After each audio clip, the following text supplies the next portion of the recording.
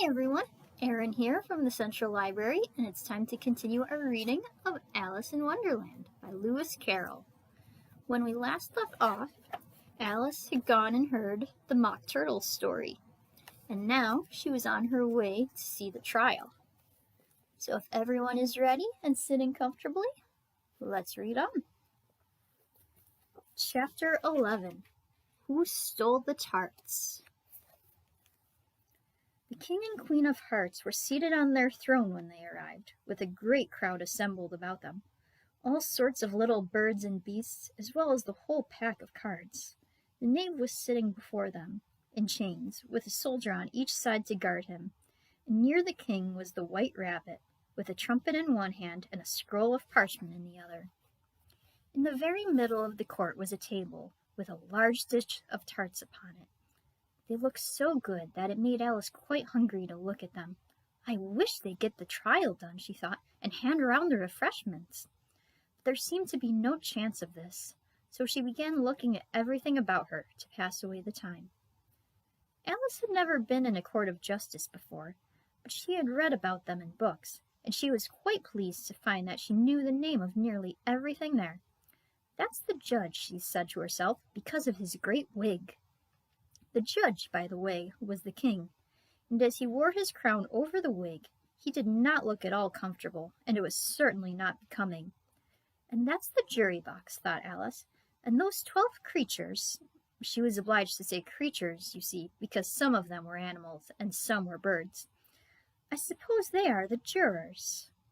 She said this last word 2 or 3 times over to herself, being rather proud of it, for she thought, and rightly too, that very few little girls of her age knew the meaning of it at all.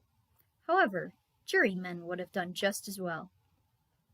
12 jurors were all writing very busily on slates. What are they doing? Alice whispered to the Gryphon.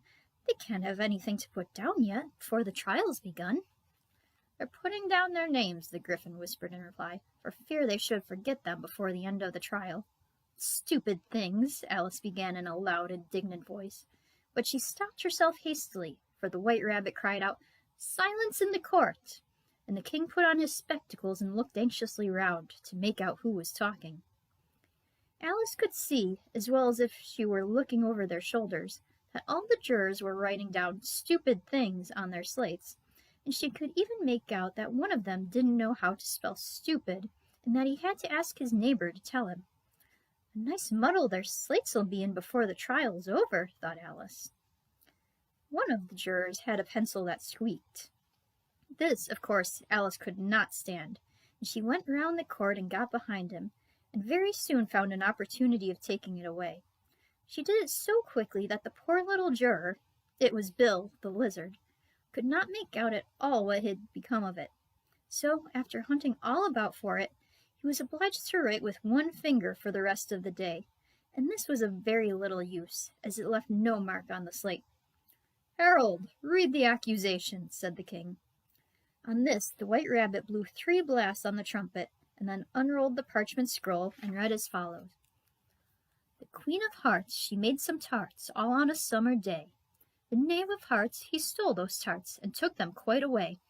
"Consider your verdict," the king said to the jury. "Not yet, not yet," the rabbit hastily interrupted. "There's a great deal to come before that." "Call the first witness," said the king, and the White Rabbit blew 3 blasts on the trumpet and called out, "First witness." The first witness was the Hatter. He came in with a teacup in one hand and a piece of bread and butter in the other. "I beg your pardon, your majesty," he began, "for bringing these in, but I hadn't quite finished my tea when I was sent for." "You ought to have finished," said the king. "When did you begin?" The Hatter looked at the March Hare, who had followed him into the court, arm in arm with the Dormouse. 14th of March, I think it was, he said. 15th, said the March Hare. 16th, added the Dormouse. "Write that down," the king said to the jury, and the jury eagerly wrote down all 3 dates on their slates, and then added them up, and reduced the answer to shillings and pence. "Take off your hat," the king said to the Hatter. "It isn't mine," said the Hatter. "Stolen!" the king exclaimed, turning to the jury, who instantly made a memorandum of the fact. "I keep them to sell," the Hatter added as an explanation. "I've none of my own. I'm a hatter." Here the queen put on her spectacles and began staring hard at the Hatter, who turned pale and fidgeted. "Give your evidence," said the king, "and don't be nervous or I'll have you executed on the spot." This did not seem to encourage the witness at all. He kept shifting from one foot to the other, looking uneasily at the queen, and in his confusion he bit a large piece out of his teacup instead of the bread and butter. Just at this moment Alice felt a very curious sensation, which puzzled her a good deal until she made out what it was. She was beginning to grow larger again, and she thought at first that she would get up and leave the court. But on second thought, she decided to remain where she was as long as there was room for her. "I wish you wouldn't squeeze so," said the Dormouse, who was sitting next to her. "I can hardly breathe." "I can't help it," said Alice very meekly. "I'm growing." "You've no right to grow here," said the Dormouse. "Don't talk nonsense," said Alice more boldly. "You know you're growing too." "Yes, but I grow at a reasonable pace," said the Dormouse, "not in that ridiculous fashion." And he got up very sulkily and crossed over to the other side of the court. All this time the queen had never left off staring at the Hatter, and, just as the Dormouse crossed the court, she said to one of the officers of the court, "Bring me the list of the singers in the last concert," on which the wretched Hatter trembled so that he shook both his shoes off. "Give your evidence," the king repeated angrily, "or I'll have you executed whether you're nervous or not." "I'm a poor man, your majesty," the Hatter began in a trembling voice, "and I hadn't but just begun my tea, not above a week or so, and what with the bread and butter getting so thin, and the twinkling of the tea—" "The twinkling of what?" said the king. "It began with the tea," the Hatter replied. "Of course twinkling begins with a tea," said the king sharply. "Do you take me for a dunce? Go on." "I'm a poor man," the Hatter went on, "and most things twinkled after that.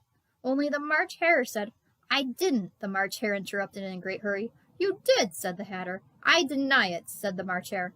"He denies it," said the king. "Leave out that part." "Well, at any rate, the Dormouse said," the Hatter went on, looking anxiously round to see if he would deny it too. But the Dormouse denied nothing, being fast asleep. "After that," continued the Hatter, "I cut some more bread and butter." "But what did the Dormouse say?" one of the jury asked. "That I can't remember," said the Hatter. "You must remember," remarked the king, "or I'll have you executed." The miserable Hatter dropped his teacup and bread and butter and went down on one knee. "I'm a poor man, your majesty," he began. "You're a very poor speaker," said the king. Here one of the guinea pigs cheered, and was immediately suppressed by the officers of the court. As that is rather a hard word, I will just explain to you how it was done. They had a large canvas bag, which tied up at the mouth with strings. Into this they slipped the guinea pig, head first, and then sat upon it. "I'm glad I've seen that done," thought Alice. "I've so often read in the newspapers, at the end of trials, there was some attempt at applause, which was immediately suppressed by the officers of the court, and I never understood what it meant till now." "If that's all you know about it, you may stand down," continued the king. "I can't go no lower," said the Hatter. "I'm on the floor as it is." "Then you may sit down," the king replied. Here the other guinea pig cheered, and was suppressed. "Come, that finishes the guinea pigs," thought Alice. "Now we shall get on better." "I'd rather finish my tea," said the Hatter, with an anxious look at the queen, who was reading the list of singers. "You may go," said the king, and the Hatter hurriedly left the court, without even waiting to put his shoes on. "And just take his head off outside," the queen added to one of the officers. But the Hatter was out of sight before the officer could get to the door. "Call the next witness," said the king. The next witness was the Duchess's cook. She carried the pepper box in her hand, and Alice guessed who it was, even before she got into the court, by the way the people near the door began sneezing all at once. "Give your evidence," said the king. "Shan't," said the cook. The king looked anxiously at the White Rabbit, who said in a low voice, "Your Majesty must cross-examine this witness." "Well, if I must, I must," the king said with a melancholy air, and after folding his arms and frowning at the cook till his eyes were nearly out of sight, he said in a deep voice, "What are tarts made of?" "Pepper mostly," said the cook. "Treacle," said a sleepy voice behind her. "Collar that dormouse!" the queen shrieked out. "Behead that dormouse! Turn that dormouse out of court! Suppress him! Pinch him! Off with his whiskers!" For some minutes the whole court was in confusion, getting the dormouse turned out. and by the time they had settled down again, the cook had disappeared. "Never mind," said the king with an air of great relief. "Call the next witness." And he added in an undertone to the queen, "Really, my dear, you must cross-examine the next witness. It quite makes my forehead ache." Alice watched the White Rabbit as he fumbled over the list, feeling very curious to see what the next witness would be like. "For they haven't got much evidence yet," she said to herself. Imagine her surprise when the White Rabbit read out, at the top of his shrill little voice, the name Alice. Chapter 12. Alice's Evidence. "Here!" cried Alice, quite forgetting in the flurry of the moment how large she had grown in the last few minutes, and she jumped up in such a hurry that she tipped over the jury box with the edge of her skirt, upsetting all the jurymen onto the heads of the crowd below, and there they lay sprawling about, reminding her very much of a globe of goldfish she had accidentally upset the week before. "Oh, I beg your pardon!" she exclaimed in a tone of great dismay, and began picking them up again as quickly as she could, for the accident of the goldfish kept running in her head, and she had a vague sort of idea that they must be collected at once and put back into the jury box, or else they would die. "The trial cannot proceed," said the king in a very grave voice, "until all the jurymen are put back in their proper places. All," he repeated with great emphasis, looking hard at Alice as he said so. Alice looked at the jury box and saw that in her haste she had put the lizard in head downward, and the poor little thing was waving its tail about in a melancholy way, being quite unable to move. She soon got it out again and put it right. "Not that it signifies much," she said to herself. "I should think it would be quite as much use in the trial one way up as the other." As soon as the jury had a little recovered from the shock of being upset, and their slates and pencils had been found and handed back to them, they set to work very diligently to write out a history of the accident. All except the lizard, who seemed too much overcome to do anything but sit with its mouth open, gazing up into the roof of the court. "What do you know about this business?" the king said to Alice. "Nothing," said Alice. "Nothing whatever?" persisted the king. "Nothing whatever," said Alice. "That's very important," the king said, turning to the jury. They were just beginning to write this down on their slates when the White Rabbit interrupted. "Unimportant, your majesty means, of course," he said in a very respectful tone, but frowning and making faces at him as he spoke. "Unimportant, of course, I meant," the king hastily said, and went on to himself in an undertone, "important, unimportant, unimportant, important," as if he were trying which word sounded best. Some of the jury wrote it down important, and some unimportant. Alice could see this, as she was near enough to look over their slates. "But it doesn't matter a bit," she thought to herself. At this moment the king, who had been for some time busily writing in his notebook, called out, "Silence!" and read out from his book, "Rule 42. All persons more than a mile high to leave the court." Everybody looked at Alice. "I'm not a mile high," said Alice. "Nearly 2 miles high," added the queen. "You are," said the king. "Well, I shan't go at any rate," said Alice. "Besides, that's not a regular rule. You invented it just now." "It's the oldest rule in the book," said the king. "Then it ought to be rule number 1, said Alice. The king turned pale and shut his notebook hastily. "Consider your verdict," he said to the jury in a low, trembling voice. "There's more evidence to come yet, please, your majesty," said the White Rabbit, jumping up in a great hurry. "This paper has just been picked up." "What's in it?" said the queen. "I haven't opened it yet," said the White Rabbit, "but it seems to be a letter written by the prisoner to somebody." "It must have been that," said the king, "unless it was written to nobody, which isn't usual, you know." "Whom is it directed to?" said one of the jurymen. "It isn't directed at all," said the White Rabbit. "In fact, there's nothing written on the outside." He unfolded the paper as he spoke, and added, "It isn't a letter after all. It's a set of verses." "Are they in the prisoner's handwriting?" asked another of the jurymen. "No, they're not," said the White Rabbit, "and that's the queerest thing about it." The jury all looked puzzled. "He must have imitated somebody else's hand," said the king. The jury all brightened up again. "Please, your majesty," said the knave, "I didn't write it, and they can't prove I did. There's no name signed at the end." "If you didn't sign it," said the king, "that only makes the matter worse. You must have meant some mischief, or else you'd have signed your name like an honest man."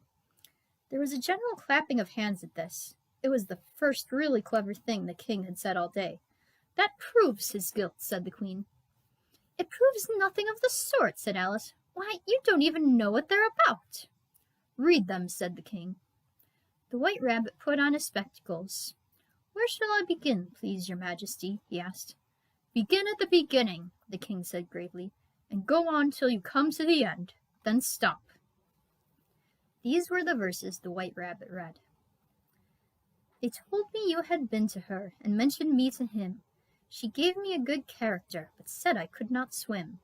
He sent them word I had not gone, we know it to be true. If she should push the matter on, what would become of you? I gave her one, they gave him two, you gave us three or more. They all returned from him to you, though they were mine before. If I or she should chance to be involved in this affair, he trusts to you to set them free, exactly as we were. My notion was that you had been, before she had this fit, an obstacle that came between him and ourselves and it. Don't let him know she liked them best, for this must ever be a secret kept from all the rest, between yourself and me." "That's the most important piece of evidence we've heard yet," said the king, rubbing his hands. "So now let the jury—" "If any one of them can explain it," said Alice. She had grown so large in the last few minutes that she wasn't a bit afraid of interrupting him. "I'll give him 6 pence. I don't believe there's an atom of meaning in it." The jury all wrote down on their slates, "She doesn't believe there's an atom of meaning in it," but none of them attempted to explain the paper. "If there's no meaning in it," said the king, "that saves a world of trouble, you know, as we needn't try to find any. And yet I don't know," he went on, spreading out the verses on his knee and looking at them with one eye. "I seem to see some meaning in them after all. Said I could not swim. You can't swim, can you?" he added, turning to the knave. The knave shook his head sadly. "Do I look like it?" he said, which he certainly did not, being made entirely of cardboard. "All right so far," said the king, and he went on muttering over the verses to himself. "We know it to be true. That's the jury, of course. I gave her one, they gave him two. Why, that was me, with what he did with the tarts, you know. But it goes on, they all returned from him to you," said Alice. "Why, there they are," said the king triumphantly, pointing to the tarts on the table. "Nothing can be clearer than that. Then again, before she had this fit— You never had any fits, my dear, I think," he said to the queen. "Never," said the queen furiously, throwing an inkstand at the lizard as she spoke. The unfortunate little Bill had left off writing on his slate with one finger, as he found it made no mark, but he now hastily began again, using the ink that was trickling down his face as long as it lasted.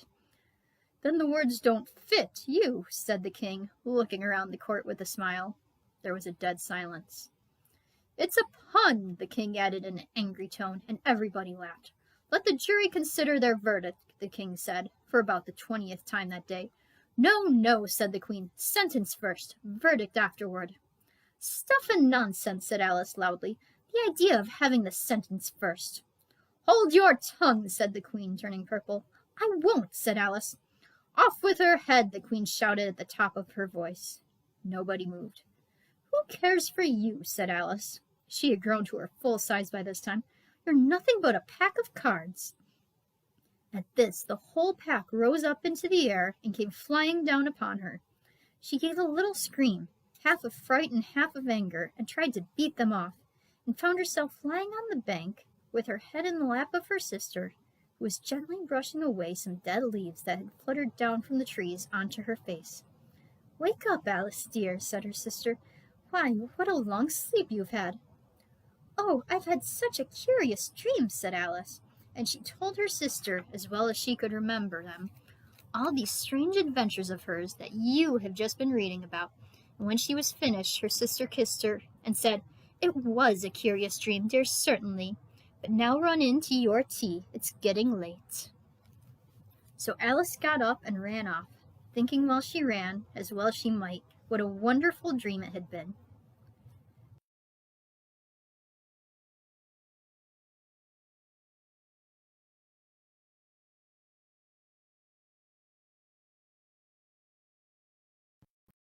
fashion, and this was her dream.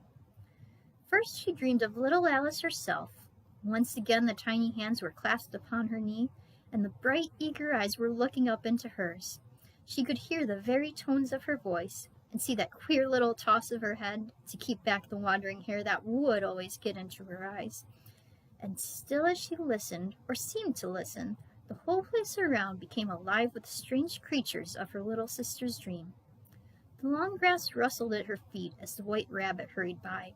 The frightened mouse splashed his way through the neighboring pool.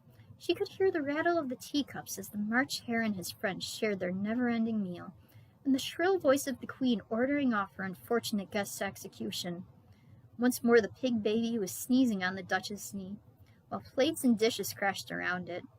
Once more the shriek of the griffin, the squeaking of the lizard's slate pencil, and the choking of the suppressed guinea pigs filled the air, mixed up with the distant sob of the miserable mock turtle. So she sat on, with closed eyes, and half believed herself in Wonderland, though she knew she had but to open them again, and all would change to dull reality. The grass would be only rustling in the wind, and the pool rippling to the waving of the reeds. The rattling teacups would change to the tinkling sheep bells, and the queen's shrill cries to the voice of the shepherd boy, and the sneeze of the baby, the shriek of the griffin, and all the other queer noises would change, she knew, to the confused clamor of the busy farmyard, while the lowing of the cattle in the distance would take the place of the mock turtle's heavy sobs. Lastly, she pictured to herself how the same little sister of hers would, in the aftertime, be herself a grown woman, and how she would keep, through all her riper years, the simple and loving heart of her childhood, and how she would gather about her other little children, and make their eyes bright and eager with many a strange tale, perhaps even with the dream of Wonderland of long ago, and how she would feel with all their simple sorrows, and find a pleasure in all their simple joys, remembering her own child life and the happy summer days. The end. So that's it for Alice's Adventures in Wonderland. Next week we will start on Through the Looking Glass. See you then. Have a good weekend, everyone.